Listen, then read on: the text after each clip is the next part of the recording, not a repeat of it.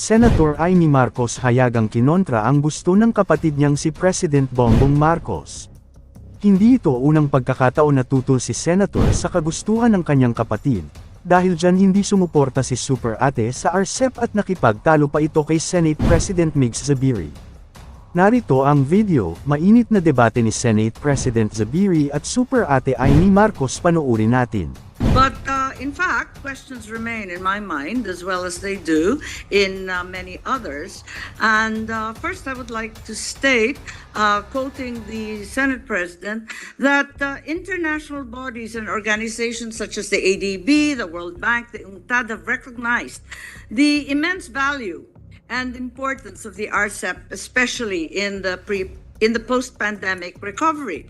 However, it should be observed that the UNCTAD itself, in a research paper by Dr. Nishita, indicated that tariff concessions under the RCEP will result in lower exports by the Philippines, completely the opposite claim by the administration. The study shows that the overall effect of RCEP will be a decrease in Philippine exports by $100 million. In another study by Boston University, Rashmi Banga et al., it was shown that Philippine exports will decline by 0.2% and imports would rise by 0.2% at the very least. Even with the sensitive lists of tariff rate quotas, as mentioned by our colleague in the annexes, by Senator Chis Escudero, the paper estimated that the Philippines' balance of trade in goods will deteriorate by a minimum of 1.1% or a loss of USD 260 million per annum. So it will get quite a bit worse before it gets any better. All these losses, on top of an estimated $58 million in tariff revenue losses annually. Are these figures accurate? Do you have any comment? Because I know the DTI, the DA, and the other economic managers' projections are different. Well, Your Honor, first of all, good afternoon, Your Honor. Mr. President, I always say the proof in the pudding is in the eating, diba? All these studies were made prior to RCEP's ratification on all these other countries, but we have seen in the region, Mr. President, I mentioned it yesterday and in my speech last week. Exports in RCEP countries increased, particularly Vietnam, 16.4% with a total value of $108 billion. Nag-increase. And you know, we're trying to catch up with Vietnam because parang Vietnam is now our peg when we try to get foreign direct investments from other countries. It's always either the Vietnam or Philippines ang gusto nilang puntahan. Second, Thailand, Your Honor. It increased by 7.1% in 2022 alone, soon as they had ratified their treaty. That's about $300 billion US, Mr. President. And these are trade to RCEP countries, Mr. President. These are not trade to other nations, Europe or all. These are trade to RCEP countries. In Cambodia, they went up to 4% in 2022. At $31 billion US, Mr. President.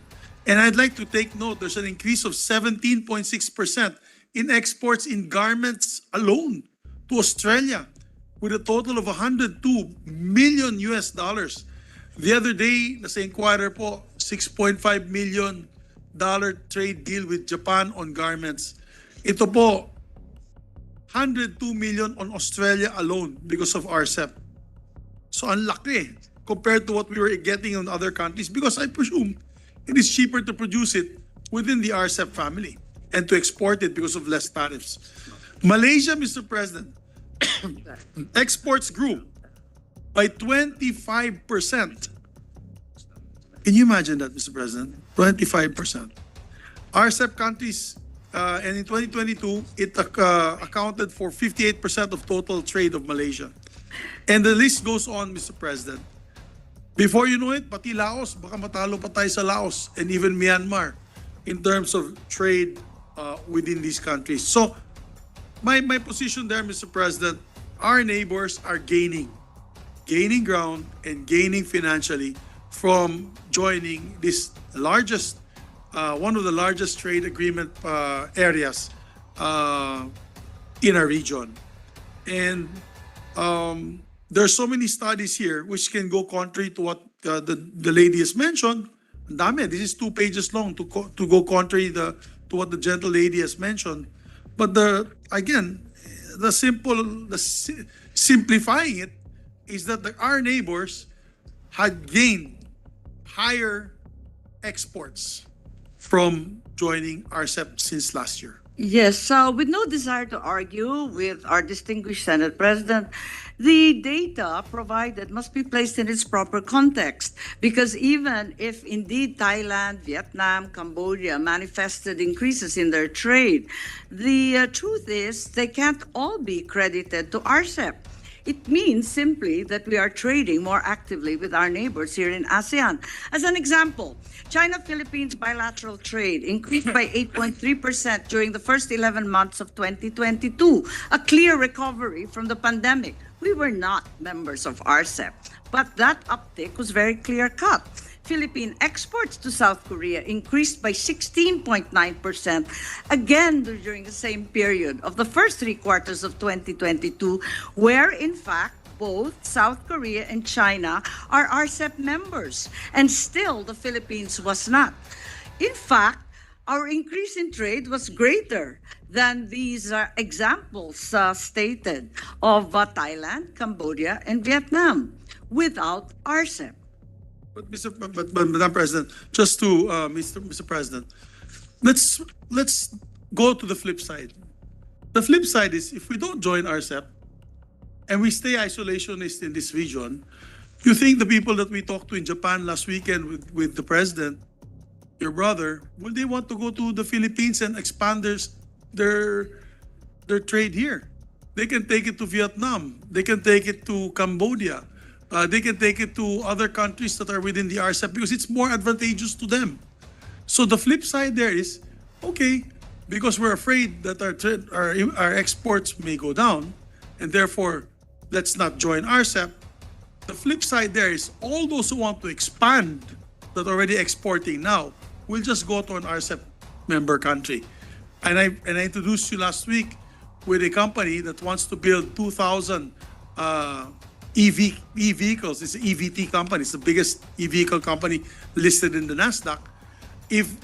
Their choice is between Singapore, Johor, or the Philippines. Singapore, why? Because the headquarters in Singapore, the manufacturing will be in Johor.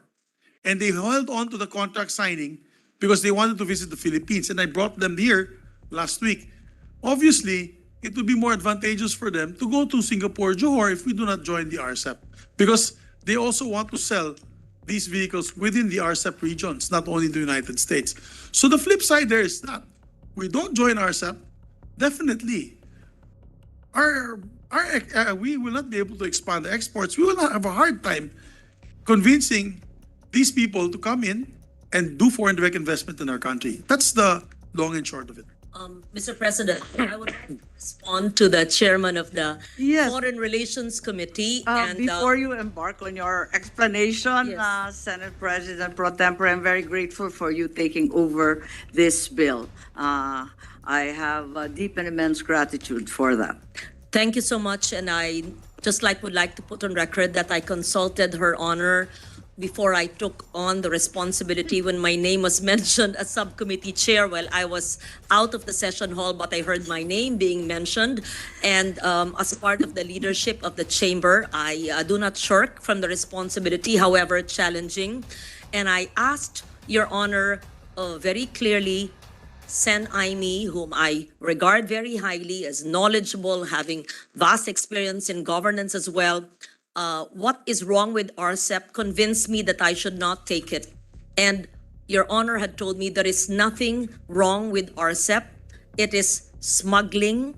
It is the way there's been lack of support for the agriculture sector and similar issues. And so I accepted it. I said, okay, then I will take on that responsibility to the best of my ability. And then I studied it. But am grateful for the very clarificatory questions that you are posing, because these are the same questions I asked during the 5-hour hearing and the 7-hour briefing that ensued. Let me just state, Your Honor, that there are many studies on the impact of RCEP, but only the study by Banga shows the negative conclusions. As we mentioned yesterday, there are studies by Dr. Coro Raton of the Virginia Polytechnic Institute, Dr. Kimba of the Philippine Institute for Development Studies, and many more. And based on the study of Dr. Coro Raton, there will be an improved trade balance, increased welfare, and lower poverty incidence as early as its entry into force, with significant improvements, hopefully, I hope it happens, by 2031. By that year, Your Honor, poverty incidence will decrease, supposedly based on the study, by 3.62%. Real GDP will increase by 1.93%, and reduction in poverty gap by 3.49%, and reduction in poverty severity by 3.82%. According to Dr. Kimba, there will be a 10.47 increase in exports and 2.02% increase in real GDP. Of course, I agree with you. These are studies, these are statistics, these are numbers. We can listen to Banga, to Kimba, to several experts here, and I feel for you. We share the same advocacies. We've talked about it privately. And yung pangamba nyo, pangamba din po natin. Matutuwa po kayo na meron tayong ginawang bago na innovation and innovation. In our concurring resolution, which I will read into the record later, are provisions and regulatory clauses that hopefully everybody, including those who are against the RCEP treaty as is, that will mandate and task our agencies whose cabinet members are present here with us today to work on specific sectors so that whatever possibility of adverse impact on that sector will be buffered by the provisions in our regulatory clauses. So, dininig po natin ang hinaing ng bawat sektor. Gaya ng sinabi natin kahapon, this is not a magic pill. 33 agricultural tariff lines, 15 agricultural products. We already have several ASEAN FTAs. We have 2 bilateral FTAs. One is with Australia, New Zealand. The other one is JPEPA, which I also voted in favor, by the way, which was also controversial at the time. There was so much pressure also not to vote for it. But it has shown a positive impact. May I just state, Your Honor, before, I don't know if you were in the Senate in 2018 as chair of the Foreign Relations Committee, this representation sponsored the EFTA. And the EFTA with the non-EU countries, which include Switzerland, had a negative balance of trade or trade deficit with the Philippines.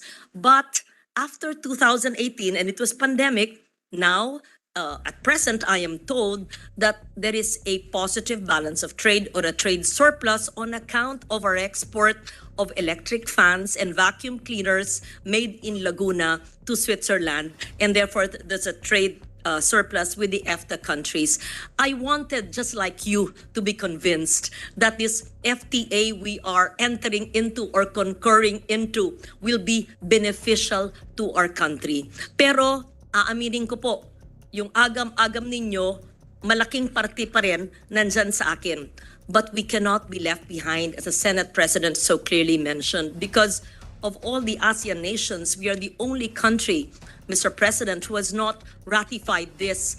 And as I mentioned yesterday, pag merong nag-export ng tsokolate mula sa Indonesia, mula sa nagtatanim ng kakao, at binabana ng Japan ang taripa dahil RCEP country siya, paano na yung ating mga gustong mag-export ng tsokolate, base na rin sa local kakao natin, kung hindi tayo sasama ng RCEP dahil zero na ang taripa within 16 years, pag RCEP country ka, pag hindi, ay malaki, 24.3%, 23% ang taripa? Bibilin ba ng mga Hapon ang tsokolate mula Indonesia o ang tsokolate galing Pilipinas? Base na rin sa cacao farmers sa Mindanao, sa iba-ibang lugar, kung hindi ganung kababa ang presyo. Isang pahayag lang po yan. Sabi nga ni Senator, wag nang mahaba ang mga sagot ko, kaya lang Kaya nga ako. Pag kay Senator Marcos, dahil sinangguni ko siya bago tanggapin ko ang aking tungkulin sa trabahong ito na hindi madali. Thank you, Mr. President. Yes, respectful of the deadlines imposed upon this House as well as on the Senate President, may I just raise the following questions by way of manifestation that the sponsors may or may not answer. We are repeatedly told everywhere we go that we are the last country to ratify this trade agreement, this treaty. However, the reality is, at the outset, a major economy refused to even join the discussion.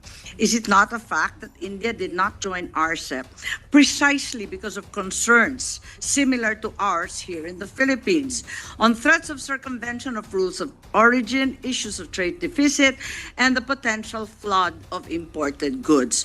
We share the same problems with India, except they're much bigger and they're much stronger. And what about that growing trade deficit? Not projected, but actually recorded already in several countries. This is a major concern po. I would also like to mention that a statement was made by the sponsors that adequate safety nets are provided in the agreement to cover unwarranted or exceptional circumstances. May I simply say that these supposedly sufficient safeguards are no safeguards at all, simply because the success rate for successfully defending Article 20 of the GATT and the Article 14 of the GATS, the Services Agreement, is less than 3%. A study in 2015 reveals that out of 43 cases involving Article 20 of GATT and Article 14 of GATS, only one was successful. Wala naman dyan nananalo eh. Kaya itong mga emergency measures na sinasabi, parang palamuti na lang at parang consuelo de bobo, pagkat hindi naman nagagamit, hindi naman napapanalunan. Ito nga ang kinatatakutan natin. Meron tayong Senate resolution on the concurrence of RCEP, including measures and instructions to government agencies in an attempt to provide additional safety nets to the vulnerable sectors, particularly the agricultural sector. Ito nga ang problema. Nakita natin sa rice tarification law, may fund na sinasabi. Yet studies show that the income of farmers fell by 40%. How do we ensure that the measures indicated will indeed protect the vulnerable sectors? Ito nga ang mga problema natin. May bisa ba talaga itong mga safety nets na to? Ginagamit ba natin ng madalas? At talaga bang may epekto? Yan ang tanong ko. At I would also like to put on record the reported conclusion that there are great potential gains for the Philippine agricultural sector. It is not clear how the sector can capitalize on these potential gains, given the sorry state of agriculture in this country. Presently, we're struggling to provide basic agricultural services that were promised as early as 1994 with the WTO. Hanggang ngayon, in the last 10 years, ang compounded annual growth rate of irrigated areas is only 2%.